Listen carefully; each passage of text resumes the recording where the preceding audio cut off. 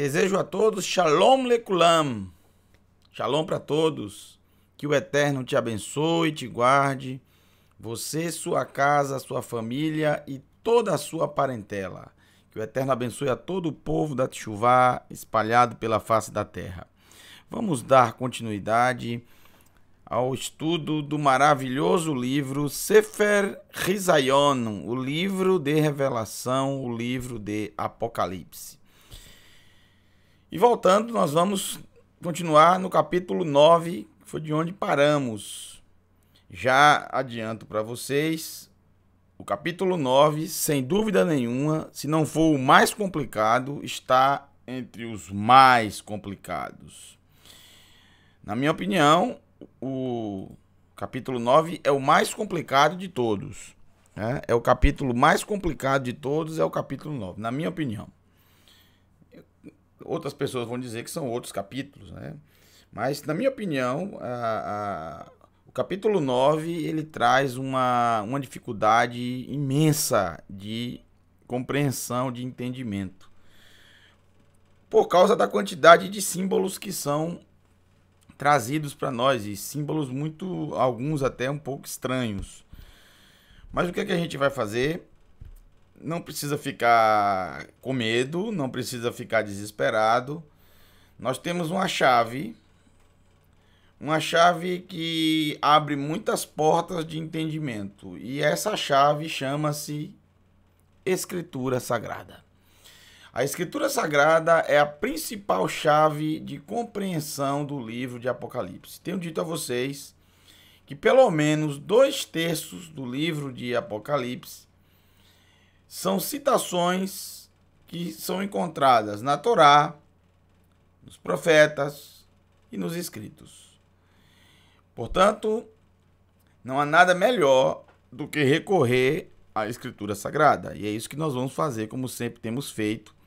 Vamos recorrer à Escritura para poder clarear para nós alguns textos que serão trazidos, tá? Pelo menos, se não tivermos um entendimento completo, o que é algo muito, muito difícil de acontecer, né? Nós temos que ser humildes e buscar sempre entender o texto, sem a presunção de achar que vai entender 100% completamente. Isso, eu também já falei isso para vocês várias vezes. Nós temos que ir sempre, meato, pouco a pouco, e estar feliz em relação ao ensino do Eterno, à instrução do Eterno. Então, quando ele nos ensina, quando ele nos instrui, nós ficamos felizes.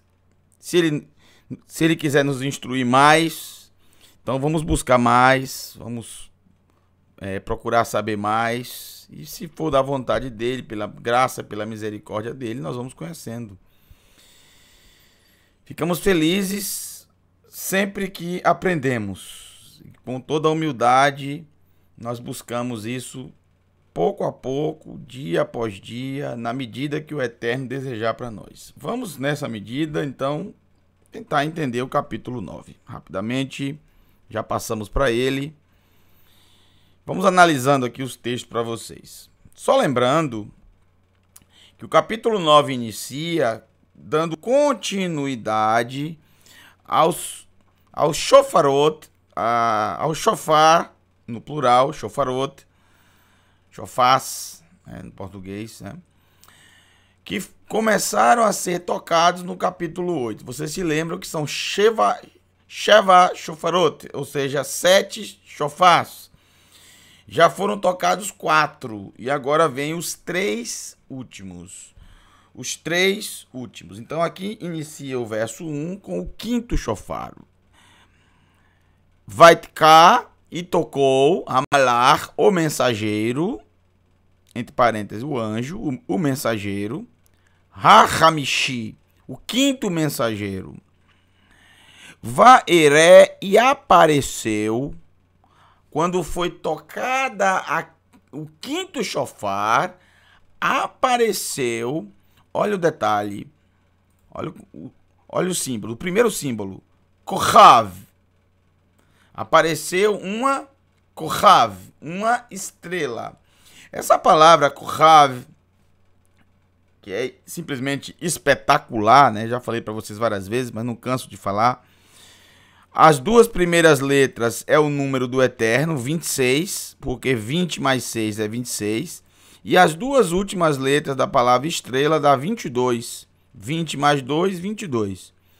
26 é o número do nome do Eterno, você somar todas as letras, dá 26.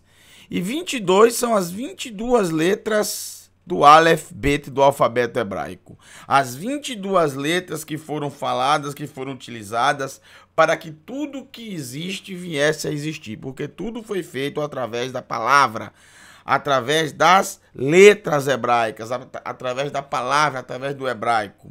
Que foi as palavras que o Eterno utilizou, dando ordem para que tudo viesse a existir. Baruch Hashem. O idioma, que quando os nossos pais foram criados, falavam, até a Torre de Babel, todos falavam um único idioma, o idioma da criação, obviamente. Muito interessante o que representa as estrelas. Agora, a palavra estrela, ela não aparece na escritura no singular como está aqui. A palavra sempre aparece no plural, nunca aparece estrela, sempre aparece estrelas. Kohavim, Kohavim ou Kohavei em aramaico, Kohavim em hebraico. Sempre vai aparecer no plural, como águas. Nunca vai aparecer na escritura a palavra água. Sempre aparece águas, sempre plural. Maim, maim, sempre plural, sempre. 100% plural. Então, nesse caso aqui, a gente tem que já notar um detalhe muito interessante, é que a estrela aqui, ela aparece no singular, algo que é totalmente incomum. Não é que está errado, não é que a palavra estrela não possa aparecer no singular, claro que pode, mas nunca apareceu. Então, se ela aparece agora no singular, quer nos mostrar algo interessante, que não se trata em si de uma estrela, e sim esse símbolo representa um ser ou alguma coisa. Porque se estivesse falando das estrelas, realmente apareceria no plural, como sempre aparece em todos os livros da escritura. Essa estrela, Kohav, Nofel, apareceu a estrela caindo. No toque do shofar, do quinto shofar, a estrela aparece caindo. Então, quando foi tocado o shofar, foi mostrado que ela começou a cair. Cair de onde? Min hashamayim, dos céus, até Artsa, até a terra. Artsa é o feminino de Eretz, terra no sentido delimitado geograficamente, que pode ser uma nação, várias nações, uma região, ou até dentro de uma nação, uma região, por exemplo, uma tribo. Eretz Yehuda, a terra de Yehuda, pode ser a delimitação apenas da tribo de Yehuda. Eretz Pilistim, a delimitação do território dos filisteus, que era consistido em Ashkelon, Ashdod, Azá, Gat e Ekron.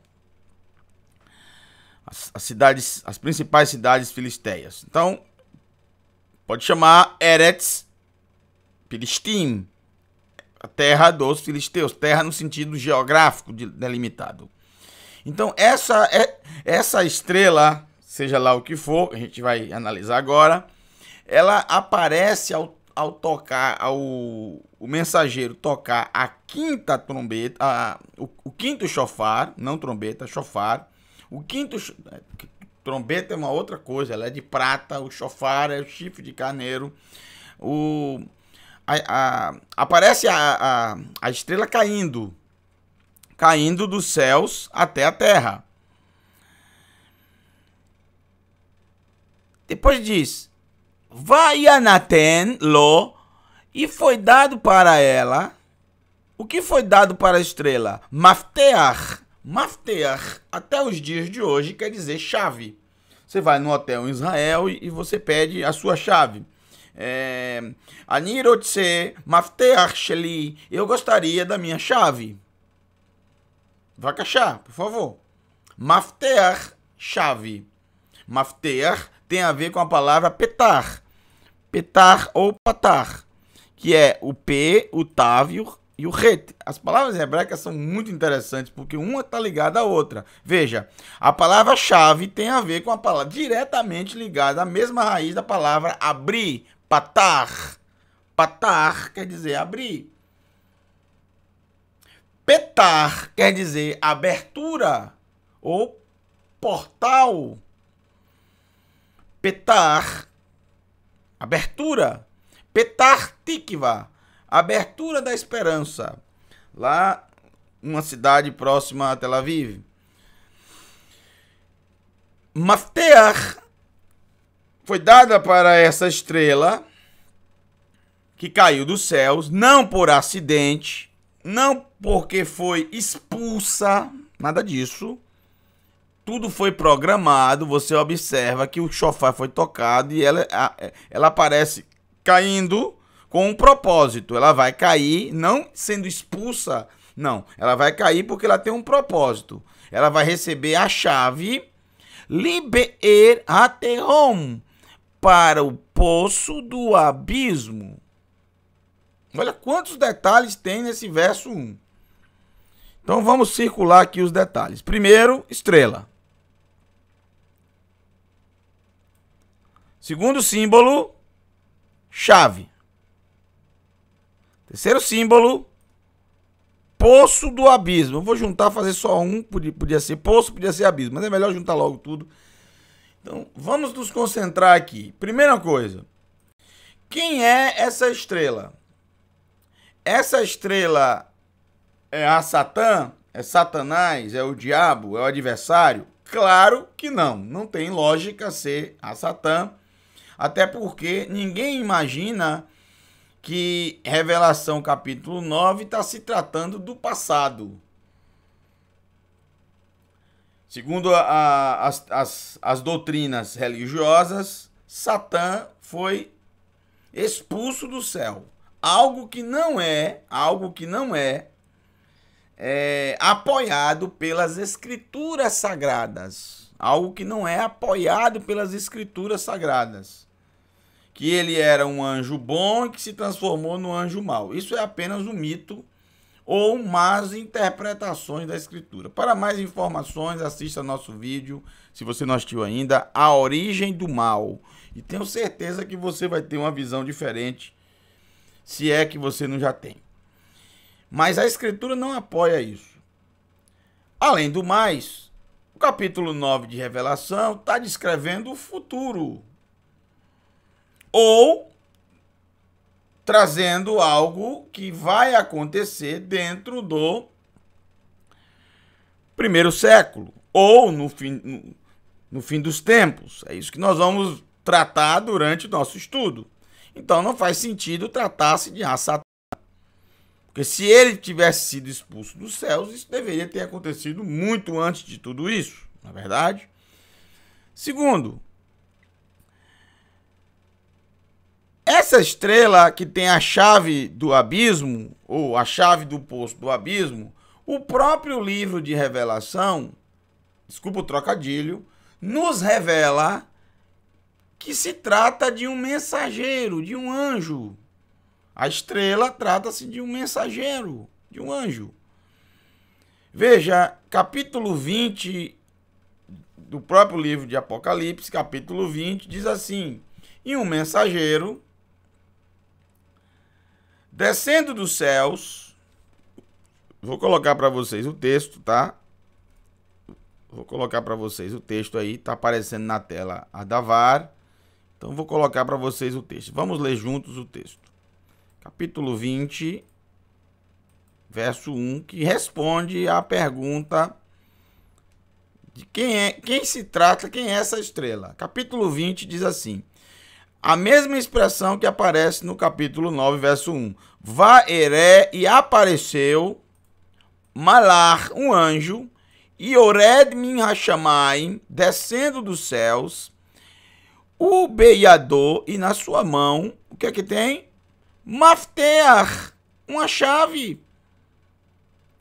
A chave de onde? Aterrom, do abismo. Ratok, ratok é corrente. Ratok, e uma corrente. Gadol, e uma grande corrente. E uma grande corrente. Então, esse mensageiro, esse malar, ele tem a chave do abismo. E, além disso, ele tem uma grande corrente. Então, perceba que a mesma coisa que está no capítulo 9 está no capítulo 20. Não pode ter duas pessoas com a mesma chave. Tá? Não pode ter a porta, não pode ter várias pessoas que têm a mesma chave. Quando se trata de chave na escritura, é algo único. Não tem cópia, não existe cópia. Não é qualquer um que pode chegar e abrir. Então, existe alguém designado que tem a chave do abismo. No capítulo 9 de Revelação, ele traz mais detalhes ainda. Ele cita o poço do abismo, que faz parte do abismo. No capítulo 20 fala abismo, já engloba abismo, poço, engloba tudo. Porém, no capítulo 20 ele tem um elemento a mais. Ele desce do céu. Se ele desce, é porque ele subiu em algum momento, depois que ele desceu no capítulo 9. Ele subiu para pegar o quê? Uma corrente, porque num determinado momento ele vai apreender, ele vai amarrar, ele vai acorrentar alguém. Isso nós vamos ver lá no capítulo 20, não precisa discutirmos agora sobre isso. Então já vimos que essa estrela não se trata de Satã ou de qualquer outro ser que não seja um mensageiro do Eterno, que desceu à terra por um propósito, tá? Não foi expulso, nada disso. Tanto que foi dado para ele a chave. A chave Libeer Haterom, para o poço do abismo. E aqui nós temos a chave. Em hebraico, a palavra Mafteach, o principal propósito dela é abrir. Mas não quer dizer que uma chave só abre. A chave também fecha. Mas normalmente o primeiro entendimento que você tem da palavra-chave em hebraico, mafteach, é da palavra petar, quer dizer abrir, patar, abrir. E é uma chave para o poço, be'er, um poço. Dentro do abismo, possui um poço. É interessante que a palavra abismo, e aí vem a segunda pergunta, ou a terceira pergunta, já não me lembro. O que é esse abismo? Muita gente vai perguntar, esse abismo trata-se do inferno? Como a primeira pergunta é, essa estrela trata-se de Satã? Já vimos que não. E aí vem a segunda pergunta, esse abismo ao qual esse mensageiro que tem a chave, que foi dado para ele a chave, vai abrir, trata-se do inferno? Resposta, negativo. Não existe inferno. O inferno em si não existe. Nem existe e nem existirá. Na Escritura Sagrada não tem inferno, não existe essa palavra. Infelizmente, a gente tem que falar a verdade. Os tradutores, claro, principalmente durante a Idade Média em diante, carregados de doutrinas e traduzindo para determinadas religiões, implementaram a palavra inferno, aonde aparece a palavra Sheol, sepultura. Sheol quer dizer sepultura, não inferno. É engraçado que em muitos lugares eles colocaram sepultura e em outros lugares eles colocavam inferno, porque era meio complicado dizer, por exemplo, que Abraão foi para o inferno, que Jacob foi para o inferno, que Isaac foi para o inferno, que David foi para o inferno. Sempre aparecia, eles colocavam sepultura, mas a palavra é a mesma. Sepultura. Depois, após a morte, você é enterrado. Isso é sepultura. A sepultura, seja lá onde for. A sepultura pode ser o fundo do mar. A sepultura pode ser uma montanha, né? O cume de uma montanha. A pessoa morreu ali e os restos mortais ficaram ali. Ali é a sepultura. Sepultura é o último lugar do corpo. Sheol, não inferno. Não existe na escritura isso. Até a outra palavra que alguns tentam colocar como inferno, já que quando chegam à conclusão realmente que Sheol é sepultura, e aí tem uma outra palavra que querem colocar como inferno, que é a palavra Gehinom. Gehinom nada mais é que o Vale de Hinnom.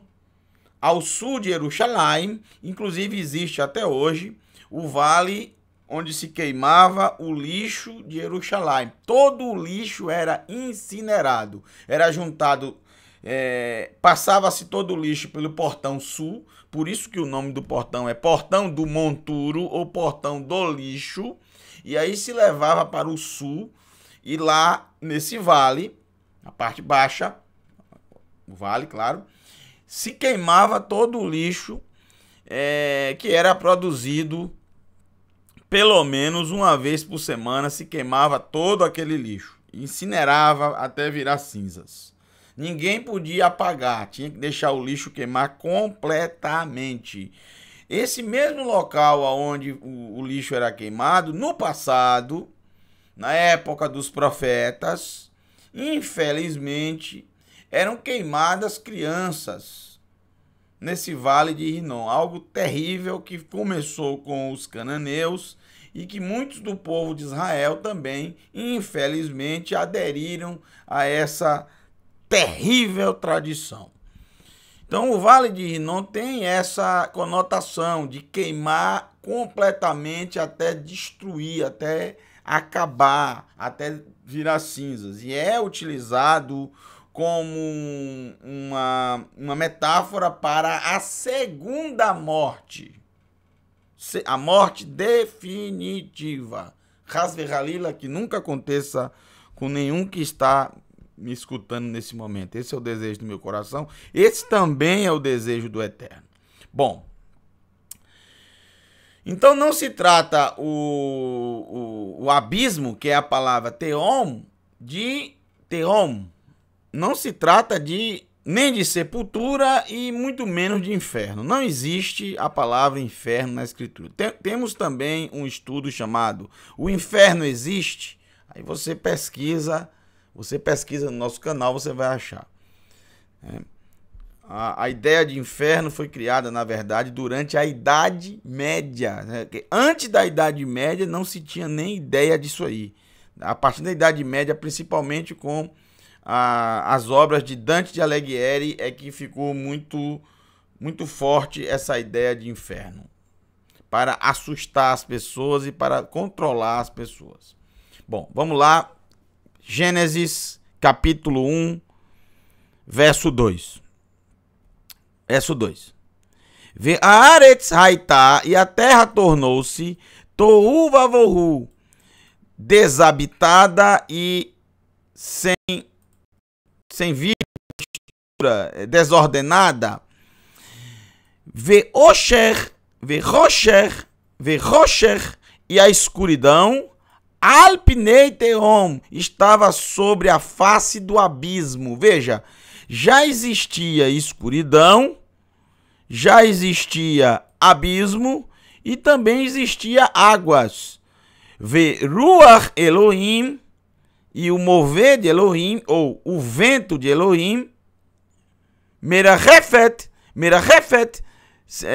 pairava, alpnei hamaim, sobre a face das águas. Já existiam águas, já existia a escuridão e já existia o abismo. Sempre que você vê na escritura a palavra Tehom, abismo, você vai notar que está sempre ligada às águas, sempre. Sempre a palavra abismo estará ligada a águas. Isso porque claramente se nota que o abismo é a última parte do planeta Terra. É a última parte. Você tem o solo. Vamos tratar do solo para baixo. Você tem o solo, abaixo do solo as águas e abaixo das águas o abismo. Já no livro de Bereshit ele é citado e será citado em muitas passagens bíblicas. Essa palavra aqui, ó, Tehom. Muitas passagens bíblicas serão citadas a palavra abismo, que tem o valor numérico 451. É engraçado porque 451 é o mesmo valor numérico da palavra teená, figueira. Muito interessante isso. Mas vamos dar continuidade.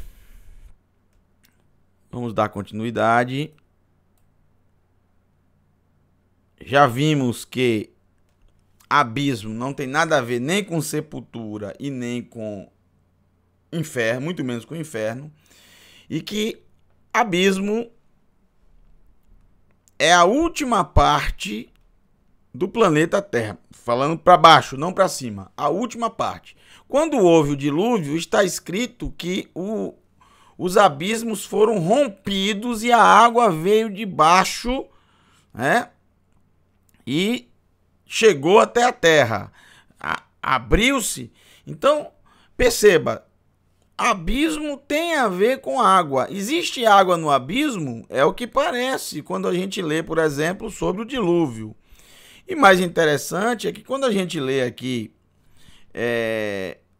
esse verso 1 do capítulo 9, aparece a palavra poço, be'er. Be'er é poço em hebraico. Be'er, poço. Se é poço, é porque tem água. Ah, mas o poço pode estar vazio, estar seco. Ok. Mas o poço foi feito por causa de água. Senão não é a palavra poço. Senão seria masmorra, porque está abaixo. Ou uma caverna. A palavra poço quer dizer, ele foi cavado para água. Se tem ou não tem água, isso não importa. A razão dele existir é por causa da água. Em algum momento, se ele foi chamado de poço, ele tem ou ele tinha água. Senão não é poço, é qualquer outra coisa. É caverna, masmorra. Tudo isso tem palavras em hebraico. O poço do abismo. Então ele tinha a chave, ele não tinha. Foi dado para ele, ao ele descer a terra, foi dado para ele a chave do poço do abismo. E obviamente a chave é para ele abrir. Que está escrito. Veja. Que coisa linda. Vai fitar e abriu P-Tav-Het. P-Tav-Het. Tá vendo? A mesma raiz de chave é a mesma raiz da palavra abrir. Mesma coisa. Chave e abrir é a mesma coisa. E ele realmente abriu et be'er, o poço, ateon, do abismo. O poço do abismo foi aberto. E se o abismo, claro, sempre é embaixo, obviamente, o abismo é lá no final, a parte de baixo. Se foi aberto o poço do abismo, o que é que vai acontecer? Vaial, e subiu para cima. Kitor é um vapor ou uma fumaça. Depende do contexto.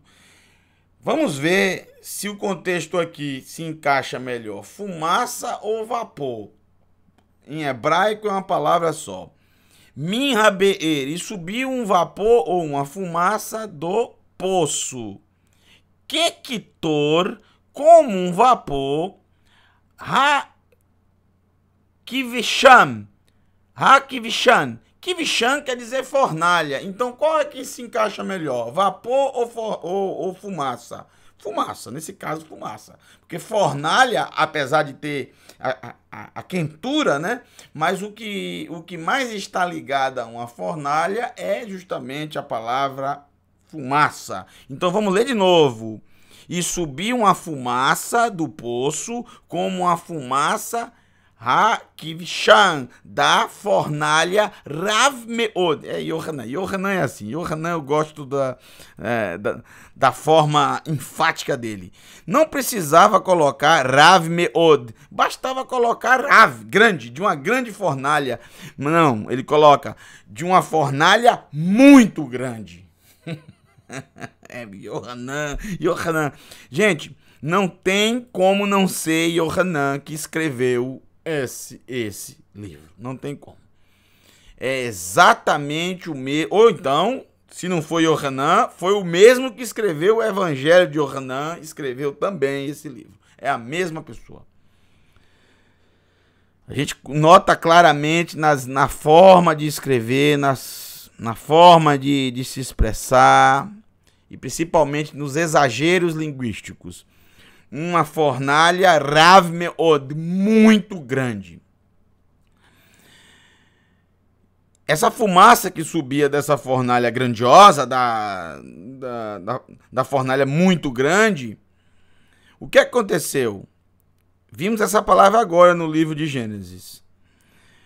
Vaterchar, que vem da palavra Rocher, escuridão, e escureceu, olha os detalhes. Grave bem esses detalhes para a gente buscar na escritura a explicação. E escureceu a Shemesh, o sol. Olha o detalhe. O sol, por causa da fumaça, a fumaça foi tão grande, foi tão espessa, foi tão grandiosa, kavod, tão pesada, tão gloriosa, que escureceu a Shemesh, o sol, o Pnei Hashamayim, e a face do céu, ou a face dos céus. Miktor Abeer, da fumaça do poço. A fumaça do poço causou isso. O escurecimento tanto do sol, ou seja, o sol já não conseguia o brilho do sol chegar até a terra, Artsá, uma terra delimitada geograficamente, que vamos tentar descobrir se tem algum texto relacionado ao capítulo 9, e aí a gente vai poder saber que terra é essa. Vocês se lembram que todas as vezes que pesquisamos, sempre a resposta é a mesma. A terra de Israel, mais especificamente Jerusalém. Mas vamos continuar aqui. Vamos ver se vai se tratar de novo disso. Verso 3. Aqui mais complicado fica. Vamos lá. O mitor e do meio, Haktor, do meio da fumaça, e Atzá saía Arbé. Uma palavra que a gente conhece bem. Baruch Hashem. Principalmente quando se estuda o livro de Shemot, Êxodo, as 10 pragas. Do meio da fumaça, dessa grande fornalha, e me faz lembrar, a fumaça de uma grande fornalha, me lembra claramente a mesma expressão que aparece no livro. Claro que não aparece Kivshan Rav Meod, aparece Kivshan Rav, uma grande fornalha. O livro de Bereshit, capítulo 19, Gênesis 19, quando cita a destruição de Sodoma e Gomorra. E vocês se lembram que Abraão, de manhã cedo, quando olhou em direção a Sodoma, ele viu aquela fumaça subindo como de uma grande fornalha. Faz lembrar claramente esse texto aqui. Mas vamos aqui. A palavra arbé quer dizer gafanhoto. Gafanhoto.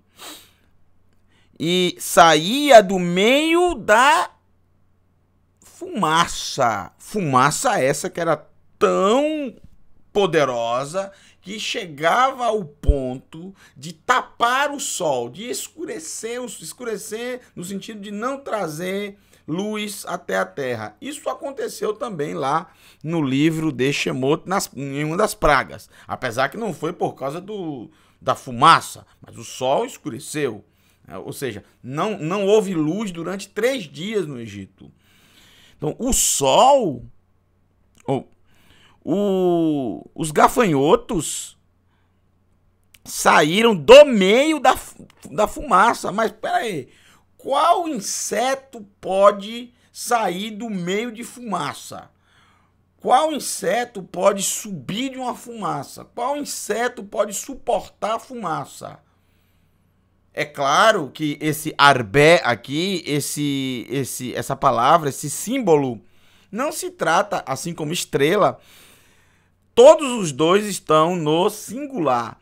Não se trata exatamente de um gafanhoto em si. É apenas um símbolo, um remes, uma dica que você pode comparar com algum texto das Escrituras e assim você ter um entendimento do que significa tudo isso.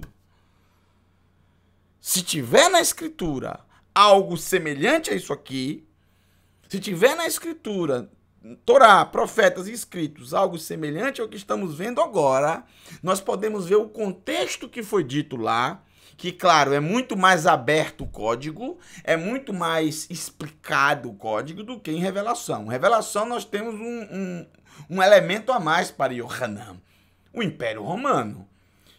Ele está exilado, ele está preso, tá? Ele não tem liberdade, ele está exilado, ele está numa ilha que não tem como fugir. Ele olha para um lado e só vê água, só vê o mar. Então ele está exilado, ele está preso e escrever abertamente é muito complicado, principalmente porque os inimigos, ou seja, o Império Romano, poderia confiscar esses escritos e assim trazer problemas muito maiores, não só para Yohanan, mas para todos aqueles que recebessem esses documentos. Então, muitas coisas no livro de Revelação, exageradamente, são utilizados códigos, mas são códigos que não são estranhos à Escritura. É isso que eu quero que vocês entendam. Então, ele dá dicas que você pode, na Escritura, encontrar o mesmo contexto. E aí, lá onde você vai, você claramente vai ter uma compreensão maior do que ele está tentando trazer aqui. No final, eu vou trazer para vocês o porquê do livro de Revelação ter sido escrito. É o mesmo motivo pelo qual os profetas foram escritos. É o mesmo motivo. A gente encontra aqui nesse capítulo o real motivo dele ter sido escrito. Só foi escrito por isso, não para amedrontar ninguém, não para trazer medo a ninguém, mas existe um motivo pelo qual a Revelação foi escrita. É por isso que eu amo esse livro. Esse é um livro que nos traz esperança. Esse é um livro que nos traz a confiança de buscarmos o arrependimento e uma aliança com o Eterno. É para isso que serve esse livro. Esse é o real objetivo dele. Não trazer medo, não amedrontar ninguém. Nada disso. Não é pelo medo que se chega ao Eterno. O Eterno não quer ninguém com medo que corra para ele. O Eterno quer alguém que se arrependa e que o ame de todo o coração. Esse é o desejo dele, sempre foi, desde que decidiu criar o ser humano. Bom, como pode gafanhotos sair do meio de fumaça? É claro que não se trata de gafanhoto, porque nenhum inseto suporta a fumaça. Nem o ser humano suporta a fumaça. Você não pode ficar muito tempo onde tem fumaça, inalando fumaça, senão você morre. Porque existe um gás, né, o gás carbônico, que é extremamente letal à saúde de qualquer ser vivo. De qualquer ser vivo. É algo que os insetos, eles rapidamente, eles detectam rapidamente a fumaça e sai da fumaça, e foge da fumaça. Sejam insetos, não importa, eles fogem da fumaça. A fumaça é algo muito prejudicial. Então, é estranho do meio da fumaça sair esses gafanhotos. Claramente não se trata exatamente de gafanhotos, mas é um simbolismo. E vocês vão entender o porquê que foi utilizado esse símbolo gafanhoto já já quando lermos os profetas. Al-Haaretz, novamente a palavra Haaretz, os gafanhotos vieram sobre a terra. E não só isso, Vekoach Nitan, e poder foi dado para eles, Lahem, para eles. Poder foi dado para esses gafanhotos, seja lá o que eles significam, seja lá o que eles forem. Eles tinham poder. Kekoach, como poder, Ha-Akrabim, como poder dos Akrabim, escorpiões, Baaretz, os escorpiões da terra, na terra. Baaretz na terra, como o poder dos escorpiões na terra. Qual o poder dos escorpiões na terra? Ferroar, lançar veneno, causar dano. Veja, não confunda. Do meio saiu do poço uma grandiosa fumaça. Como uma fumaça.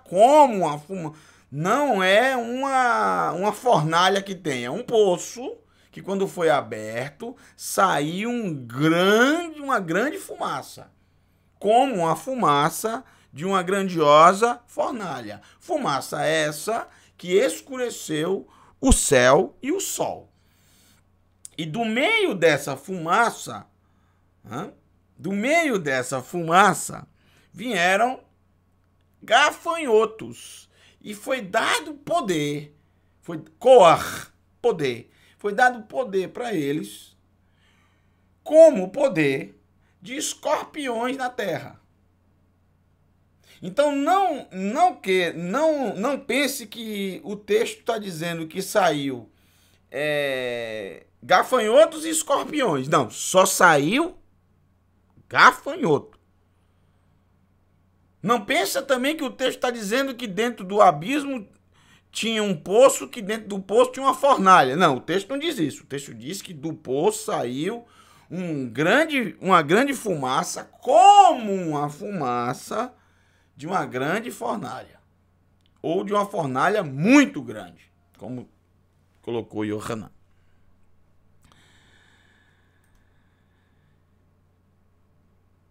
Muito bem. Eu quero a partir de agora ler com vocês uma parte dos profetas. Vou ajudá-los agora a entender um pouco o que estamos tratando aqui, para a gente poder seguir. Eu vou ler toda a parte dos profetas para a gente poder seguir no estudo do capítulo 9. Só abrindo um parêntese. No livro A Guerra dos Judeus, de Yosef Ben Matityahu, ele cita o general romano Sestio Galo, que tinha muitos arqueiros em seu exército, com flechas que possuíam na sua ponta. Algumas possuíam prata, algumas possuíam dispositivos que eles lançavam junto com a flecha fogo. Muito interessante. E causaram muito dano, né? Era um exército de arqueiros impressionante. Mais interessante ainda é a arma brutal de guerra dos romanos, de forte artilharia, que lançavam balísticas, pedras redondas. Um dia eu sentei até em uma e o meu amigo lá de Israel me disse: olha, você está sentado agora exatamente em cima de uma pedra lançada pelos romanos através das suas catapultas. E o nome da catapulta, Escórpio. Vocês vão ver no final, vou mostrar a vocês. Sabe o que significa Scorpio em latim? Escorpião. Muito interessante isso. Essa comparação, né? Os termos que Yohanan utiliza, que eram muito conhecidos no primeiro século. Ele não diz que que eram escorpiões. Ele diz que tinha poder, os gafanhotos tinham poder como escorpiões. Já já a gente vai olhar todos esses lados, né? E tentar chegar a um denominador comum em relação ao entendimento do capítulo 9. Então, por favor, vamos abrir. Abra, por favor. Eu já vou colocar para vocês aqui a Davar. Abra, por favor, em Joel, capítulo 1. Vamos começar pelo capítulo 1. E vamos tentar extrair o máximo de informações possível, sobre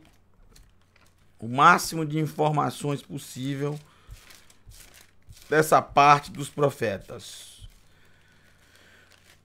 E assim hoje Ioel será a grande chave para desvendarmos o capítulo 9. Ioel é maravilhoso para nós. Vamos começar aqui, capítulo 1, verso 1. Devar Adonai Asher Haya El Ioel ben Petuel. A palavra do Eterno veio para Ioel, o filho de Petuel. Ouçam isto, líderes.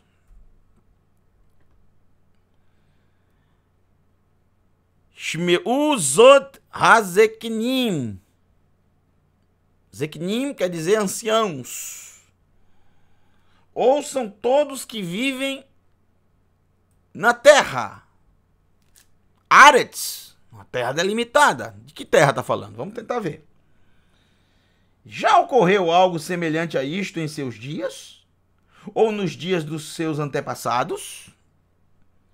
Verso 3. Contem a seus filhos a respeito dele.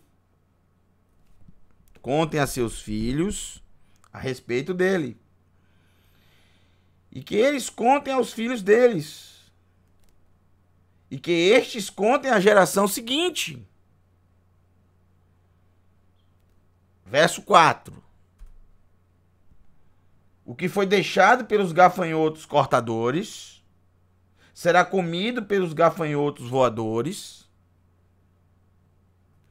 O que os gafanhotos voadores deixaram será comido pelos gafanhotos devoradores. O que os gafanhotos devoradores deixaram será comido pelos gafanhotos destruidores. Aí começa todo o desenrolar do capítulo 1, chamando o povo ao arrependimento, ao perdão, ao jejum, à oração, a abandonar os pecados. Eu vou para o capítulo 2 agora. O contexto, eu quis ler um pedacinho do capítulo 1, mas o que mais me interessa é o capítulo 2, para você ver que está falando de gafanhotos. Prestem atenção no verso, cada detalhe de Ioel. Tente fazer a conexão com a revelação 9. Abra o seu coração, abra a sua mente para isso. Veja. Aí você vai ter um entendimento, aí sua mente vai... Eu estou tentando passar para vocês agora o que eu compreendi de revelação. É muito complicado a gente passar para o próximo, passar para outra pessoa um entendimento que a gente tem. Não tem como tirar a minha mente e colocar na sua. Não tem como fazer isso. Então a gente tem que fazer de uma maneira simples, utilizar uma linguagem um pouco mais simples para você entender. É algo muito, muito difícil. Eu aprecio muito aqueles que conseguem fazer isso. E tomara que você consiga entender alguma coisa que eu estou falando.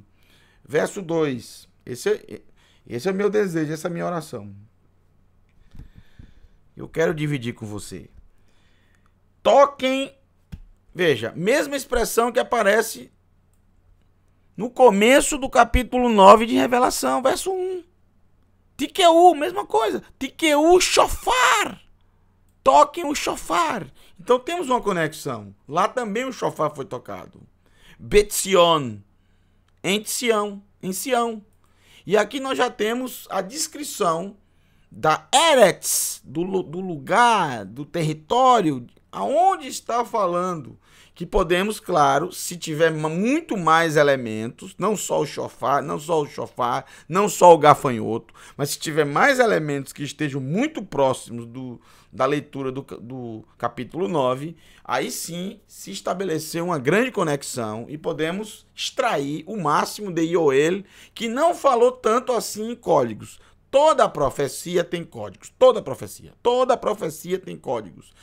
Porque toda profecia utiliza muito de parábolas também.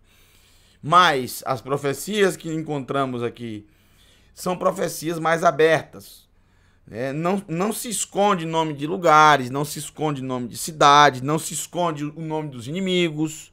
Vocês vão ver que os profetas falam do faraó, que os profetas falam de Babilônia, e assim sucessivamente.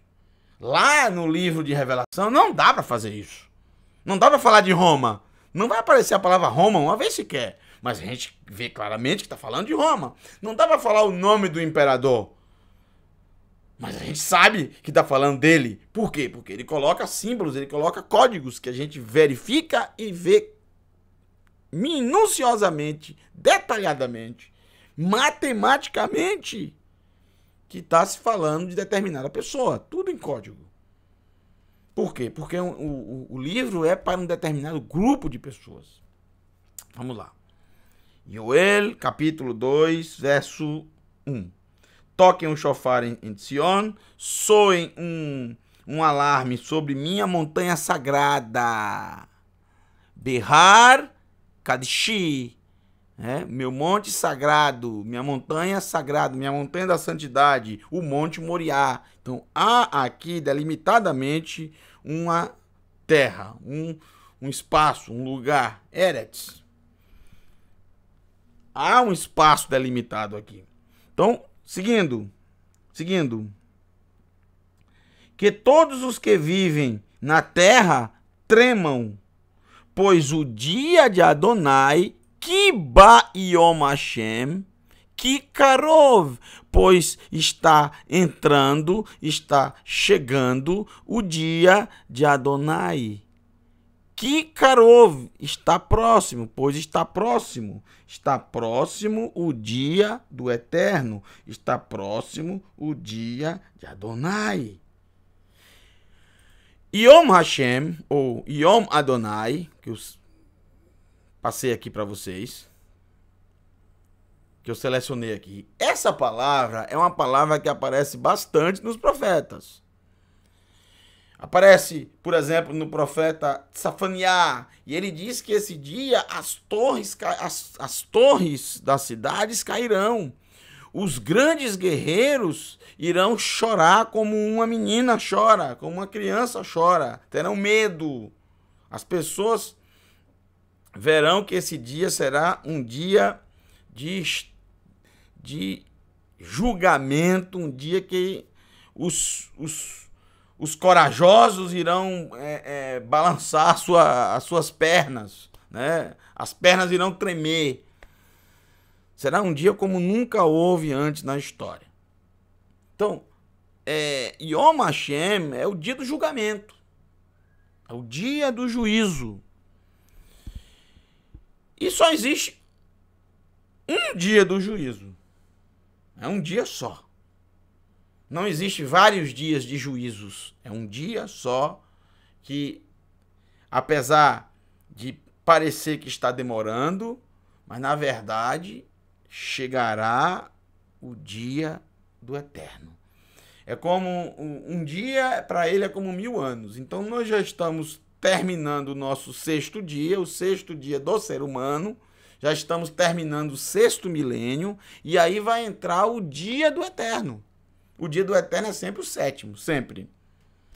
Podemos fazer essa comparação com os dias da semana. Então está muito próximo. O texto diz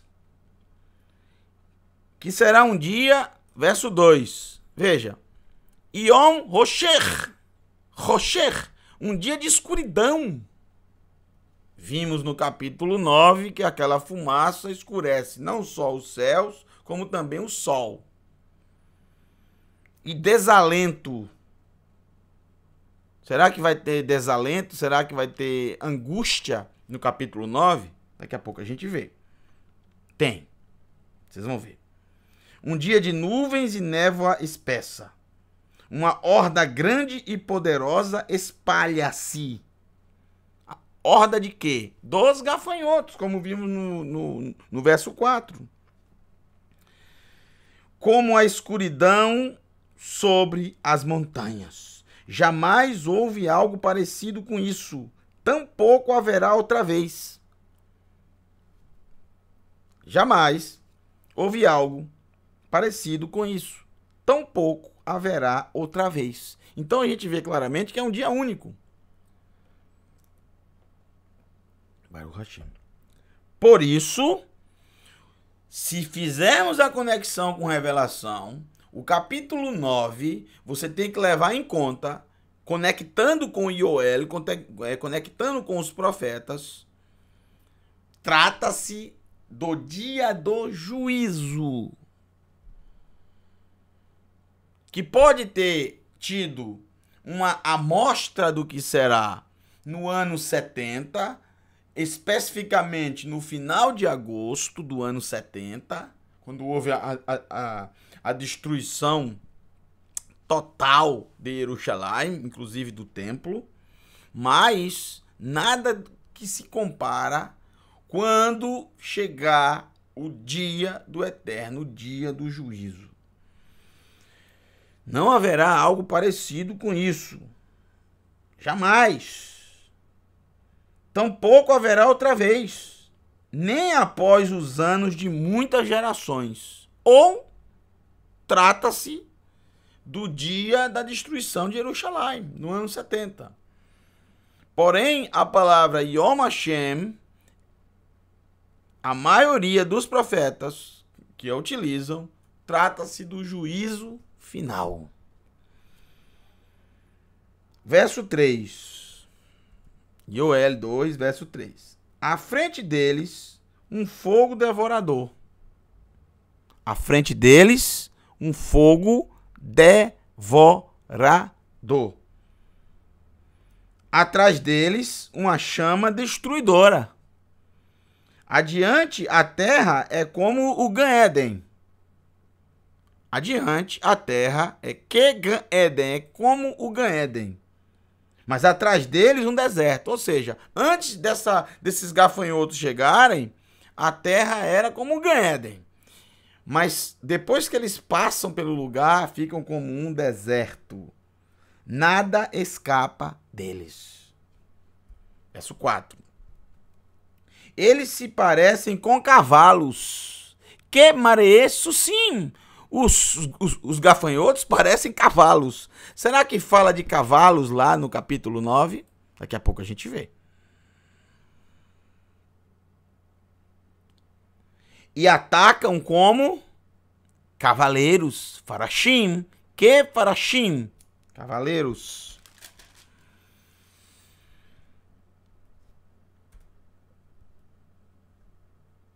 A voz que col, como voz, marcavot, como voz de carruagens. Al-Rashei Harim, sobre as cabeças das montanhas, ou seja, sobre os topos das montanhas. Eles saltam sobre os topos das montanhas com uma voz semelhante à voz de carruagens, com chamas crepitantes, devoradoras de restolho. Verso 6. Yoel 2, verso 6. Na presença deles, os povos se contorcem de angústia. Olha só. Vocês vão ver que aqui nos primeiros momentos, no capítulo 9, não é ordenado matar as pessoas, e sim causar dor, causar dano. que as pessoas vão pedir a morte e não vão encontrar. Vão pedir que as montanhas caiam sobre eles e não vai acontecer. Eles vão sentir muita dor. Olha aqui, ó, causar dor.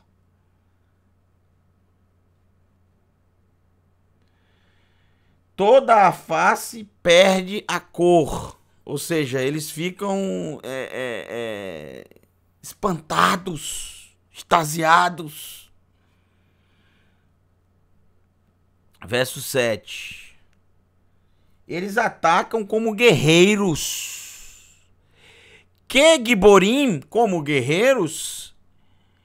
Irutsum, ka anshei milchama.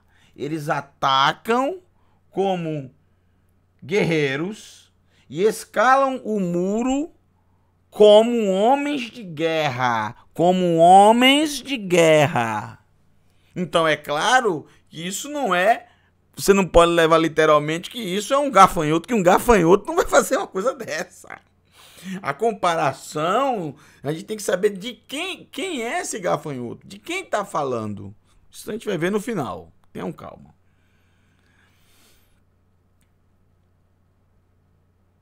Cada um permanece em seu curso. Veja. Cada um permanece em seu curso. São super organizados. Sem invadir o espaço do próximo. Sem invadir o espaço do outro. São centenas de milhares. Centenas de milhões. Centenas de milhares. Mas nenhum invade o espaço do outro. Assim são os gafanhotos. São bem organizados. E... o símbolo que ele está tratando aqui também, a gente tem que descobrir quem é que é tão organizado dessa forma, que não atrapalha o outro, apesar de serem tantos. Eles não se acotovelam, eu não sabia que gafanhoto tinha cotovelo, permanecem em suas trilhas, passam desarmados pelas linhas de defesa, ou seja, sem danificar um soldado amigo, sem desmanchar a fila. Nenhum desmancha a fila. Apressam-se para a cidade. Estou no verso 9, tá? Vou colocar o verso 9 aqui, pronto. Apressam-se para a cidade. Correm ao longo do muro. Então, é uma cidade que tem muro. Muitas cidades no passado não tinham muro. Outras tinham. Existiam as cidades fortificadas com muro e existiam cidades que eram abertas. Isso está na escritura. Jerusalém tinha muro ou não? Tem até hoje. Tem até hoje. Sempre teve. Sempre foi uma cidade fortificada. As cidades fortificadas tinham que ter muro. Jerusalém, Megido, Hatzor, todas tinham que ter muro. Cidades fortificadas. Sobem em direção às casas. Entram pelas janelas como ladrões. Ao seu avanço, a terra treme. Ao seu avanço, a terra treme. E os céus se abalam. O sol e a lua escurecem. Opa! O sol e a lua escurecem. E as estrelas, olha aqui.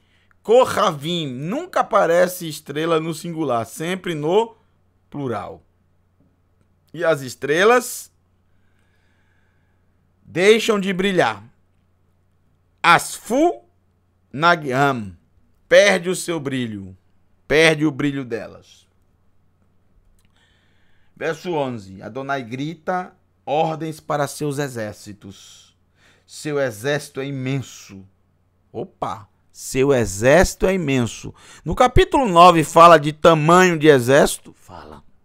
Gente, é impressionante os detalhes de Joel capítulo 1, capítulo 2 e os detalhes do capítulo 9 de Revelação. Não tem como não fazer uma conexão. Então nós temos que pegar os detalhes de Joel e encaixar em Revelação, e aí você entende o capítulo 9. Impressionante. Impressionante.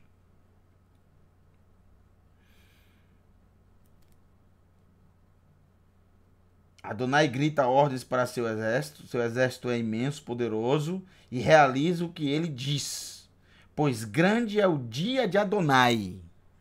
Grande é o dia de Adonai. Ki gadol yom Hashem.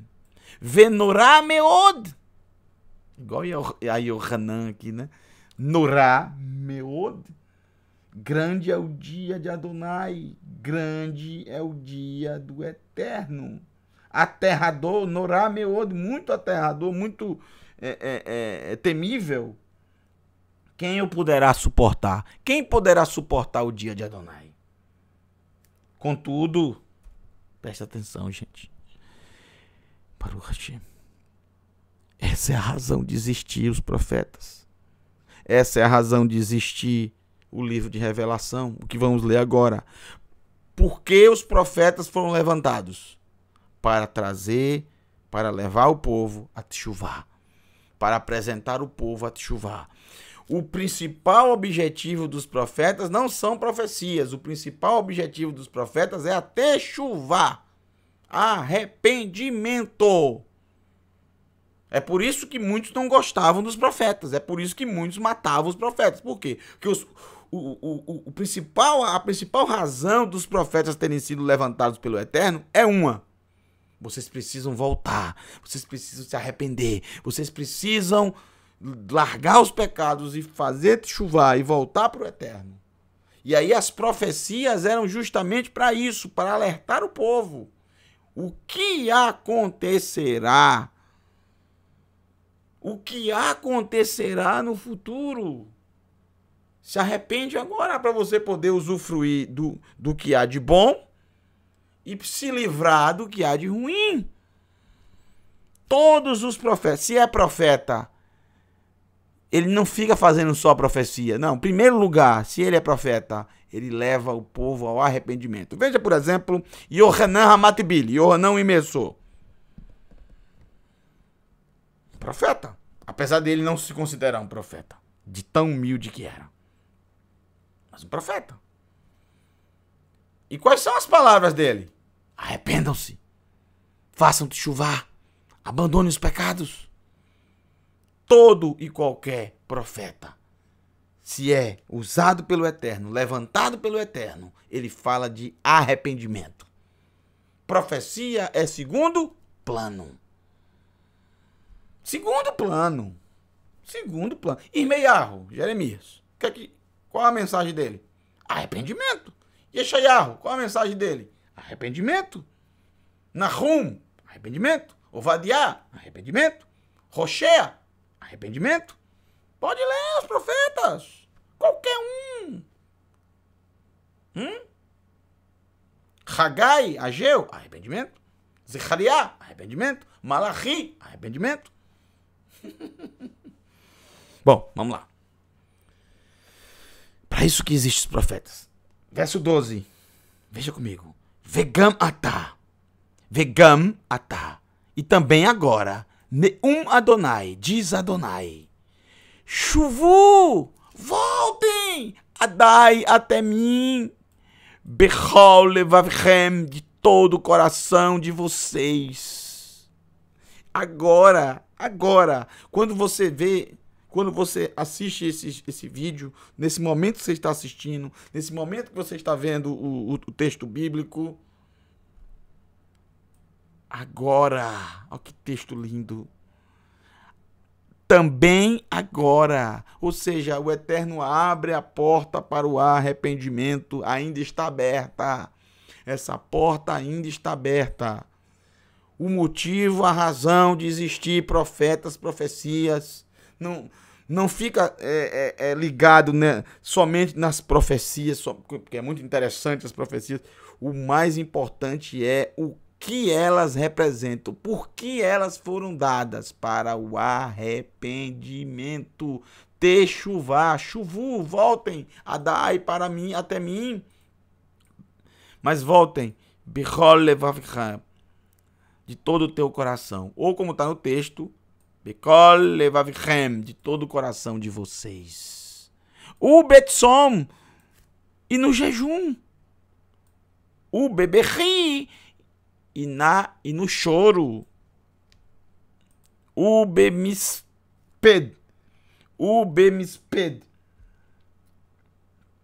Sped é se lamentar. E no lamento, se lamentar. Lamentando-se. Ou seja, arrependimento. E aí vem o verso 13, que é extremamente interessante, né? Demais. Veja. Vai criu e rasguem. Levavichem, o coração de vocês. Ve'al bigdeichem, e não as roupas de vocês. Não é para rasgar as roupas de vocês. Eu quero que vocês, como sinal de luto, eu quero que vocês rasguem o coração de vocês. Ve'shuvu.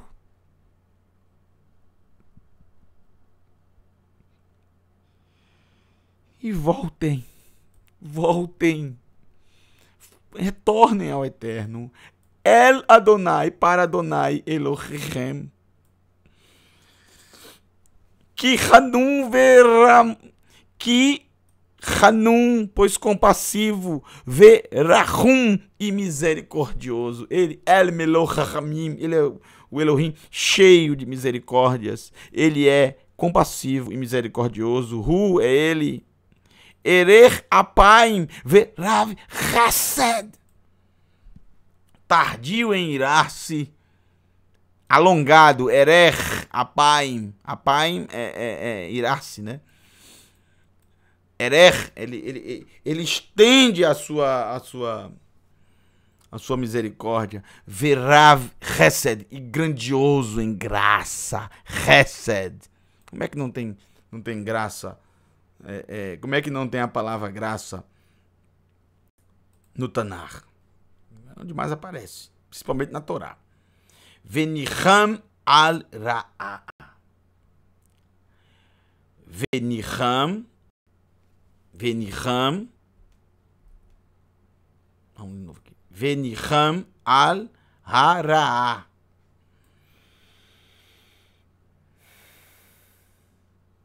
Vagaroso para irar-se, rico em graça, compassivo, misericordioso. Bendito seja ele para sempre. Graças ao Eterno. Ele é compassivo sobre o mal que o ser humano pratica. Ele aguarda para ter misericórdia de nós. Agora precisamos desejar o arrependimento. Precisamos desejar de todo o coração. Precisamos rasgar o nosso coração, não as roupas. Ele não quer que ninguém rasgue roupa. Ele quer que rasguemos os nossos corações.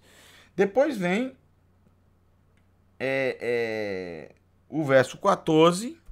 Quem sabe ele pode mudar de ideia e deixar a bênção atrás dele. Quem sabe ele não pode mudar a ideia da destruição. Então, se a pessoa está destinada à destruição e se arrepender, como já vimos no profeta Ierres, que é Ezequiel, e em toda a escritura, é o que o Eterno mais deseja, o arrependimento. Por que existem os profetas? Por que os profetas existem? Para levar o arrependimento às pessoas. Então, no capítulo 9, para ter conexão total com Yoel, tem que se falar sobre arrependimento, sobre oportunidade de arrependimento. E vocês vão ver claramente que o capítulo 9, no finalzinho, fala justamente disso. O problema é que muitos, ou como diz lá, eles não quiseram se arrepender. Mesmo assim, eles não buscaram arrependimento. É algo que nós escolhemos. Então, o capítulo 9 de Revelação, grande parte dele está resolvido aqui dentro de Yoel. Vamos voltar aqui então para ele. Vamos utilizar tudo que lemos em Yoel. Tá? Vamos lá. Verso 4. E eles foram ordenados para não destruir a relva da terra, e não destruir os vegetais, e não destruir as árvores do campo, mas somente as pessoas que não possuíam o selo de Elohim sobre a testa. Aqueles que tinham o selo, como já vimos anteriormente em Revelação, o selo nas testas, esses não seriam atingidos. E não deu para eles matar, mas somente para o desespero, por 5 meses. Isso mesmo. Por Hamishá Rodashim. Hamishá Rodashim, 5 meses. 5 meses de desespero, de dor, como a dor de um ser humano que o escorpião danificou, que o escorpião ferroou.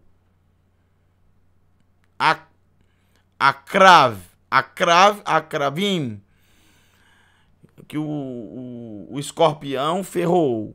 Vocês observam que lá em Ioel, a gente não lê sobre morte, a gente lê sobre dor, sobre desespero, sobre espanto, sobre 5 meses. É incrível como 5 meses, e aqui eu vou utilizar entre aspas, olha só. Até o momento do último cerco, a guerra estava em um curso há mais de 3 anos. A revolta dos judeus começou no ano 66. As tropas vieram no ano 67. Primeiro foram o exército, os poucos que tinham romanos. Depois vieram as legiões, a partir do ano 67. 3 anos. Final de 66. Quando eu falo final de 66, eu estou falando de entre setembro e outubro. Porque o ano é quando o ano sempre muda no calendário judaico. Vamos lá.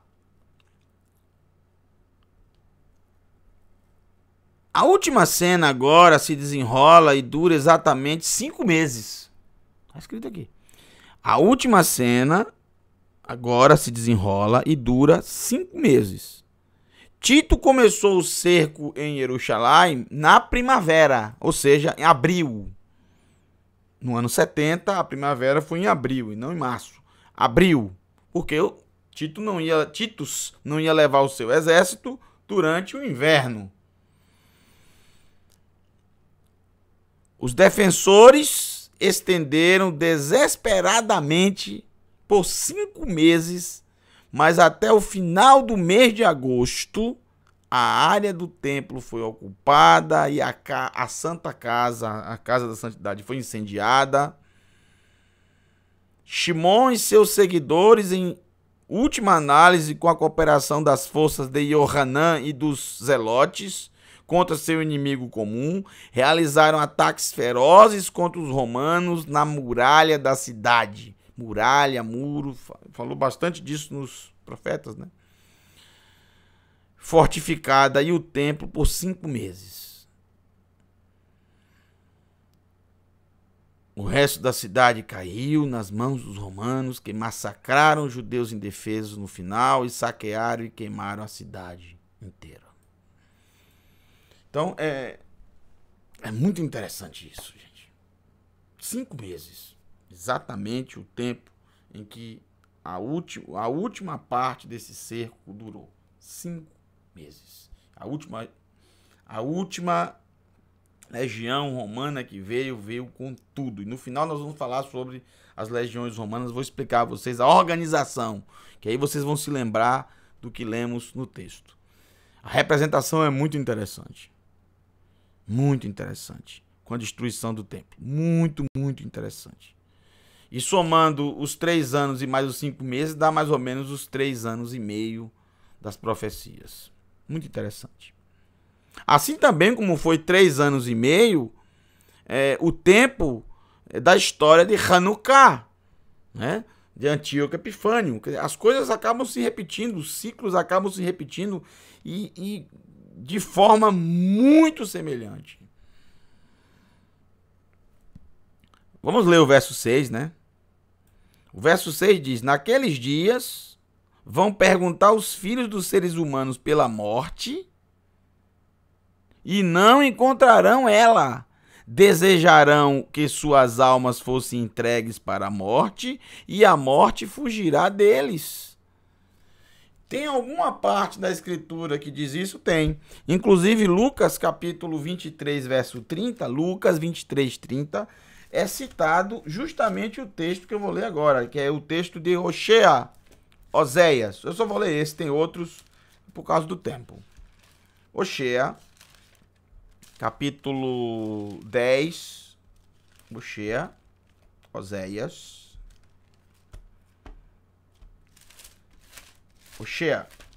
capítulo 10, vamos ver. Pronto. Eu vou colocar para vocês aqui na tela também o texto. Ótimo. Agora eu vou colocar agora o texto para vocês aqui da VAR, que vocês podem baixar gratuitamente no nosso canal. Porém, só pode ser utilizado para computadores e notebooks. Não funciona em celulares, tablets, Android, nada disso, tá? Oséias.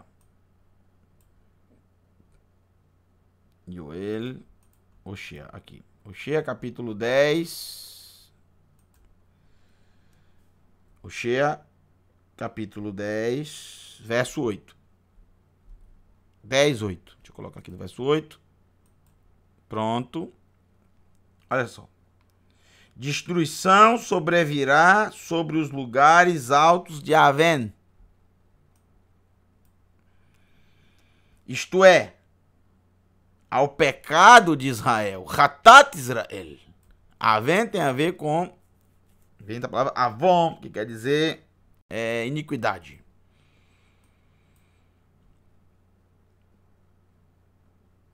Cotes, ou seja, espinhos e cardos crescerão sobre os seus altares.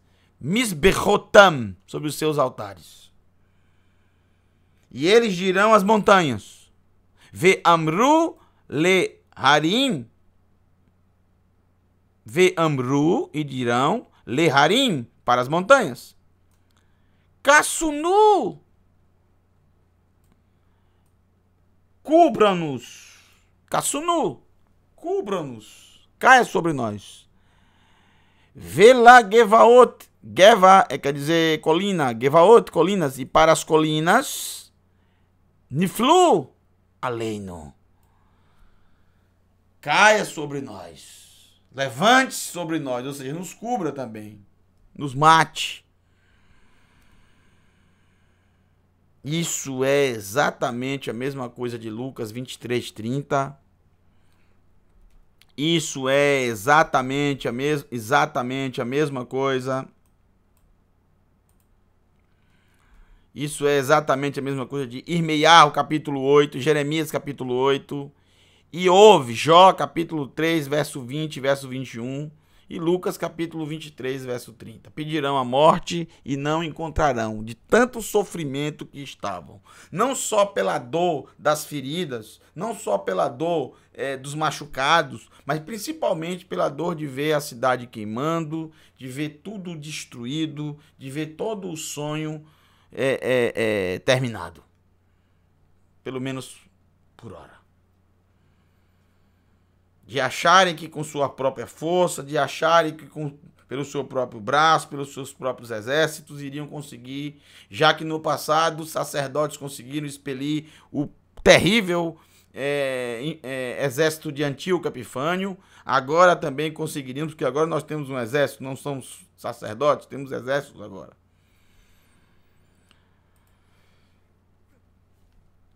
E pareciam os gafanhotos como cavalos preparados para a guerra. Gente, é exatamente o que está no livro de Yoel. Cavalos para a guerra. Sobre a cabeça deles como coroas de ouro e como faces de pessoas eram suas faces. As faces deles, dos gafanhotos, eram como faces de pessoas, faces de seres humanos. Cabelos para eles eram como cabelos de mulheres, Vamos ver isso no final. Algo parecido com isso aqui. E seus dentes eram dentes de leões. E sobre eles tinham couraças como couraças de ferro. E a voz de suas asas, olha só. E a voz de suas asas como uma voz de multidão de carruagens de cavalos que estão correndo para a batalha. Então, as asas deles, seja lá o que for, o que significa essas asas, faz um barulho. E o barulho é como o barulho de carruagens de cavalos correndo para a batalha.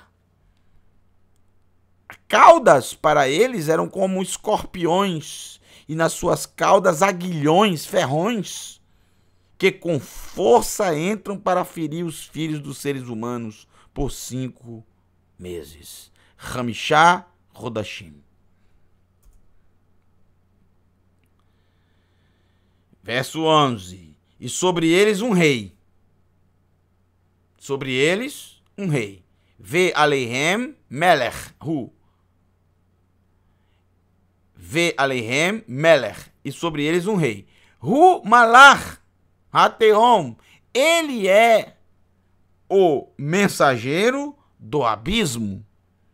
Não a estrela que caiu para abrir o abismo. Essa estrela foi só para abrir o abismo. Parece aqui ser um outro que saiu do abismo. Um outro mensageiro. Que isso nós vamos ver um pouco mais na frente. Aquele que sai do abismo. Mais na frente vocês vão entender um pouco melhor sobre esse assunto. Deixa chegar lá pelo capítulo 11, pelo capítulo 12, principalmente pelo capítulo 13. Asher Shemó, e o seu nome, Bisfat Ever, na língua de Ever. Qual é a língua de Ever? Hebraico. Na língua hebraica é Avadon. O nome dele já sei. Gente, claro que em revelação não vai revelar o nome de ninguém. Aqui é uma descrição, é um simbolismo.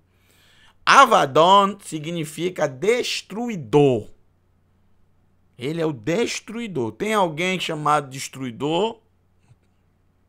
Ele é o rei que coordena todos os gafanhotos, seja lá o que eles forem.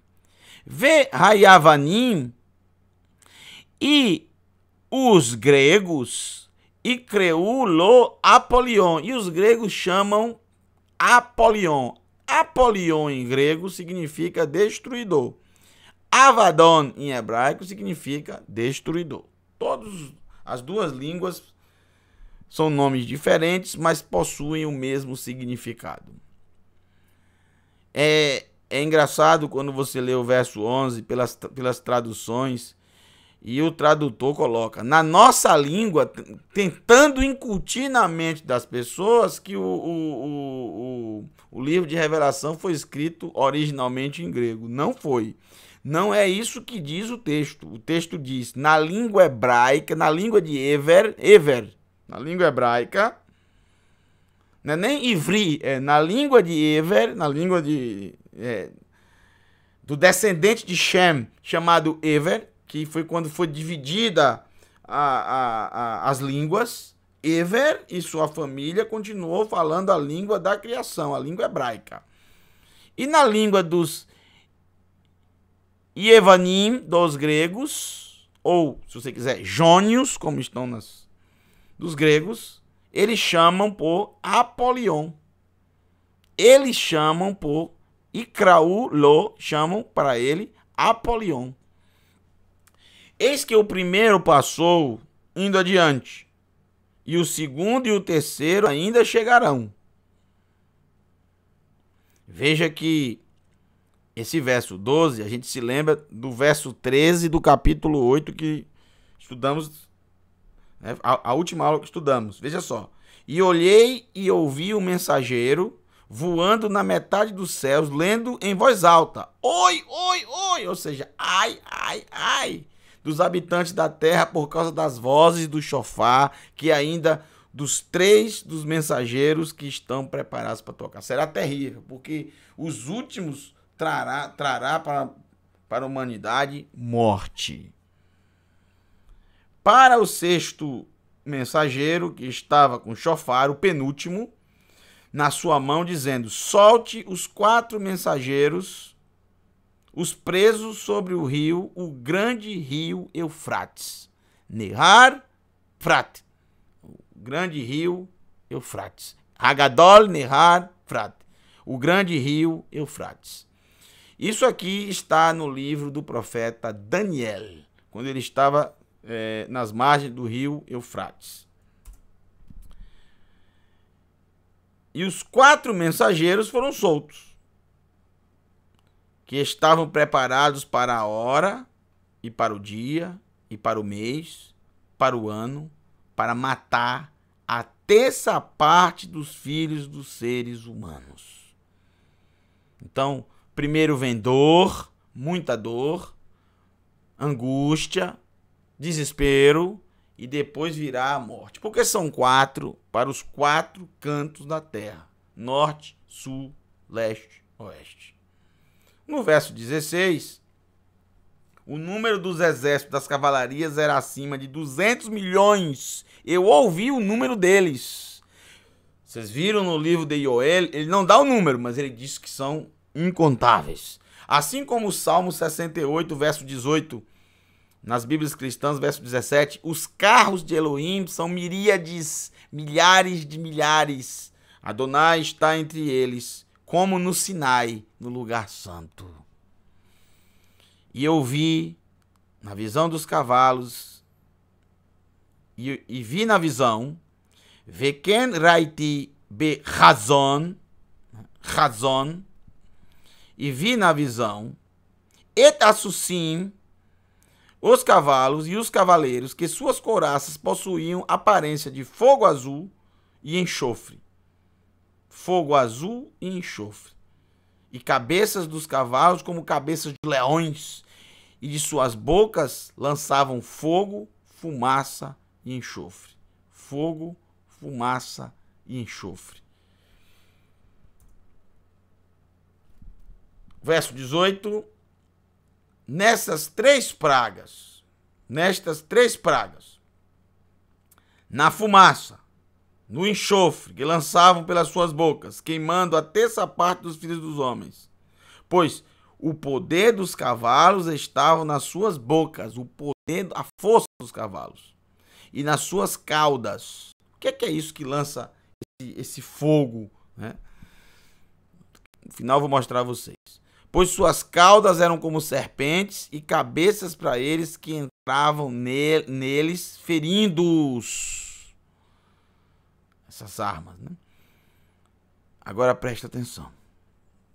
Para mim, o texto mais importante do capítulo 9. E o restante dos filhos dos seres humanos não morreram nestas pragas.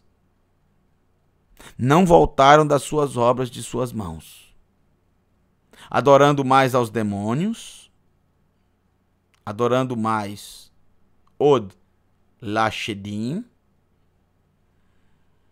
aos ídolos de ouro, Zahav, e ídolos de prata, Kesef, e bronze, Neroshet, Even e pedra, e árvore, ou seja, madeira, que não enxergam, não ouvem e não andam. Para que revelação foi escrito? Para o arrependimento. Techuvá. Para isso o Eterno levantou seus profetas. Para isso o Eterno ungiu o Mashiach, para trazer ao mundo arrependimento. Despertar para Techuvá. Despertar para o arrependimento. Revelação não é para colocar medo em ninguém. Revelação é uma carta de amor, um livro de amor para o ser humano. O Eterno quer que todos cheguem ao arrependimento, mas não depende dele, depende de cada um de nós. E também não voltaram dos seus crimes e das feitiçarias e prostituições e roubo que estão nas suas mãos. Lo shavu, não voltaram. O livro de Joel, que lemos, capítulo 1, capítulo 2, principalmente capítulo 2. Esse é o objetivo. Arrependimento. Um beijo para você. Se você ainda não se arrependeu dos seus pecados, tem um desejo, quer fazer isso, mas não adianta ter o desejo, não adianta achar bonito, não adianta achar certo, você tem que praticar, você tem que fazer. A escritura, ela é prática, não teórica, ela é prática. Prática. A teoria é só para nos orientar, mas não serve de nada se não colocarmos em execução. Arrependa-se. Busque ao Eterno de todo o seu coração, para que todas essas pragas não recaiam sobre você no futuro. Para que você desfrute do melhor do livro de Revelação, que é a parte final. Está com o Eterno para sempre. Essa é a nossa maior herança. Esse é o melhor resultado que possamos ter. Esse é o melhor prêmio que possamos ter. Estar com Ele para sempre. E é no amor dele, através do seu Filho Yeshua, que eu termino essa aula com vocês. Que o Eterno te abençoe e te guarde. Até a próxima aula, até o capítulo 10 de Revelação. E Mitzvah Hashem, se o Eterno assim nos permitir. Baruch Hashem. Bendito seja Adonai para sempre. Thank you.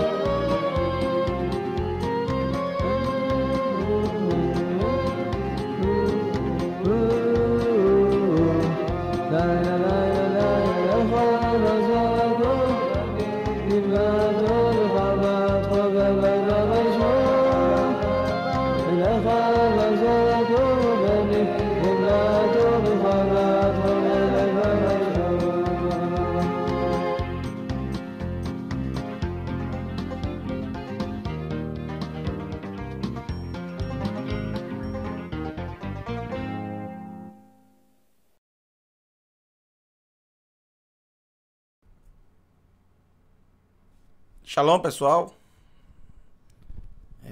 Terminamos o estudo. Se vocês ficaram até o finalzinho aí,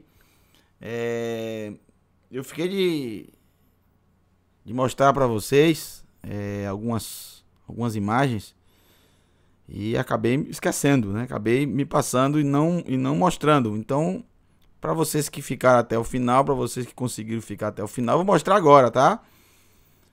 Vamos lá. Rapidamente, olha que interessante aqui, fazendo uma conexão com o primeiro século.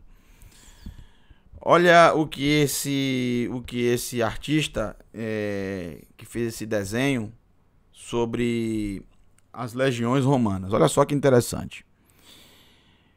Coroa de reflexo dourado, Yohanan cita isso, né? Cabelos como de mulher, rosto de homem, dentes de leão, esse elmo aqui, o tórax envolto de ferro. E mais interessante é a questão das asas. Olha as asas. Os escudos romanos tinham desenho justamente de asas, tá? E segundo Yohanan, ele não diz que as asas voavam. Ele não está falando sobre voar, ele está falando sobre o barulho, o som que as asas faziam. Então, As legiões romanas, eles, através dos escudos, eles batiam com os escudos no chão. Isso causava um barulho ensurdecedor, porque eram milhares e milhares e milhares. Então, era de forma ordenada, né? Que era feito, cada parte era feito, sabiam o momento de bater eles batiam o escudo e depois marchavam. Batiam o escudo e depois marchavam. Um barulho muito grande para amedrontar os inimigos. E olha a lança, olha a ponta da lança dos soldados romanos. O dano que causava isso, justamente como uma ferroada de escorpião.